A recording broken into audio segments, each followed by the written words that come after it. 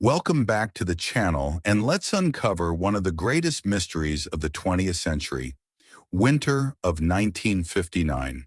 A group of 9 experienced Soviet tourists, led by Igor Dyatlov, set out on a ski hiking expedition to Mount Khalat-Syakhl in the northern Urals, known in the local dialect as the Dead Mountain.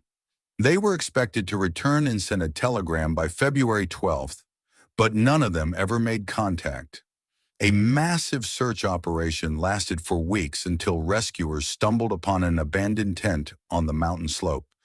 The tent was completely covered in snow, but most terrifyingly, the canvas was cut open from the inside with knives. The tourists did not exit through the entrance, but frantically slashed the walls to break outside. Inside, all their valuables, money, maps, and most importantly, warm clothing and footwear were left behind. Into the 40-degree frost, people rushed half-naked, some in just socks or barefoot. From the tent down the slope stretched 8 or 9 pairs of tracks, indicating that the people walked at a calm pace or descended, but eventually the tracks disappeared beneath the snowfall. The first 2 bodies were found under a large cedar tree near the remains of a small campfire. They were undressed down to their underwear, and the branches on the tree were broken up to a height of 5 meters, as if someone was trying to climb up. Nearby lay the bodies of Dyatlov himself, Zina Kolmogorova, and Yuri Doroshenko, frozen in crawling poses facing back toward the tent. The remaining 4 members of the expedition were found only 2 months later under a thick 2-meter layer of snow in a deep ravine further in the forest. They wore somewhat more clothing, stripped from their already deceased comrades, but the injuries of these 4 people shocked forensic experts.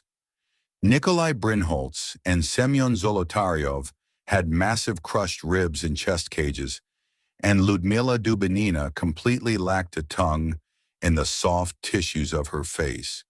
The examination showed that such injuries could only result from colossal mechanical impact comparable to falling from a great height or a powerful explosion. Yet the bodies had no external skin damage or bruises, which defied the laws of physics.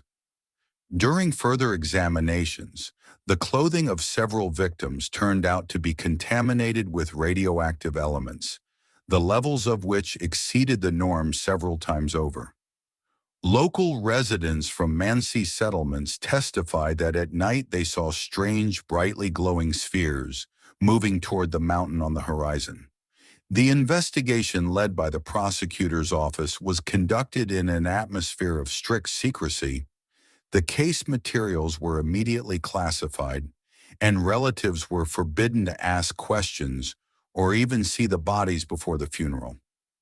In the decades following the tragedy, dozens of diverse hypotheses emerged, from a man-made version involving the testing of secret parachute or vacuum weapons by the Soviet military and an avalanche of a snow slab, to paranormal phenomena, infrasound vibrations from the wind, or mass psychological psychosis.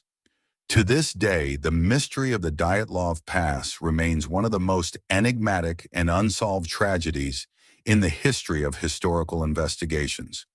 Thank you for watching, and see you in the next video.